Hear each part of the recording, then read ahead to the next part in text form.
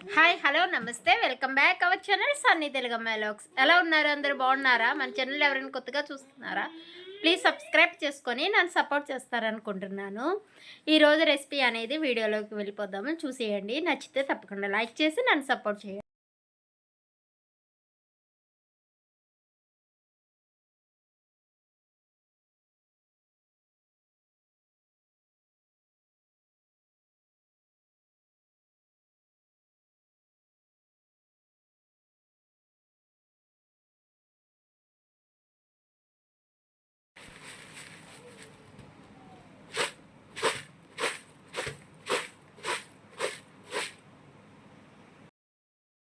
Hi hello namaste welcome back our channel Sunny తెలుగమ్మాయి vlogs. ఎలా ఉన్నారు? బాగున్నారా?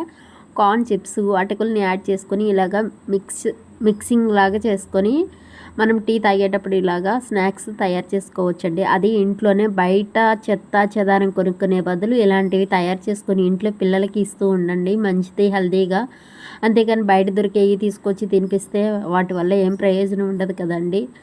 ఇప్పుడు అన్నీ కల్తీలు జరిగిపోతున్నాయి కాబట్టి ఇట్లా ఇంట్లోనే ట్రై చేసుకోండి. ఒక ప్యాన్ పెట్టుకొని ఆయిల్ వేసుకొని, ఆయిల్ బాగా హీట్ అవ్వాలండి. ఒక స్ట్రైనర్ సాయంతో అటుకుల్ని అంతా చక్కగా ఫ్రై చేసుకోవాలి. ఒక టిష్యూ పేపర్ యాడ్ చేసుకొని అటుకుల్ని స్ట్రైన్ చేసుకున్న, మనం ముందుగానే హీట్ చేసుకునే అటుకులను కూడా దాంట్లో యాడ్ చేసుకోవాలి. తర్వాత చిప్స్ కూడా ఫ్రై చేసుకోవాలండి.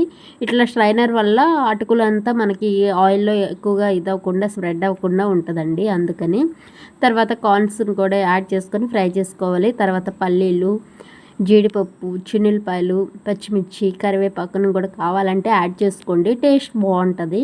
నేను అవేమీ యాడ్ చేయలేదు. కరివేపాకు, పల్లీలు, జీడిపప్పుని యాడ్ చేశాను. సాల్ట్ని చూసుకొని యాడ్ చేసుకోండి. మరీ ఎక్కువగా యాడ్ చేస్తే ఉప్పుగా ఉంటుంది, అందుకని చూసి యాడ్ చేసుకోండి.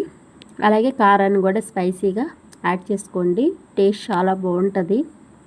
ఈవినింగ్ స్నాక్స్కి టీ తాగుతున్నప్పుడు ఇలాగ కొంచెం తింటూ ఉంటే చాలా బాగుంటుంది. మీకు ఇష్టం అనేది కూడా కామెంట్ చేయండి. వీడియో నచ్చితే లైక్ చేయండి. మరొక వీడియోతో కలుస్తాను. Thank you.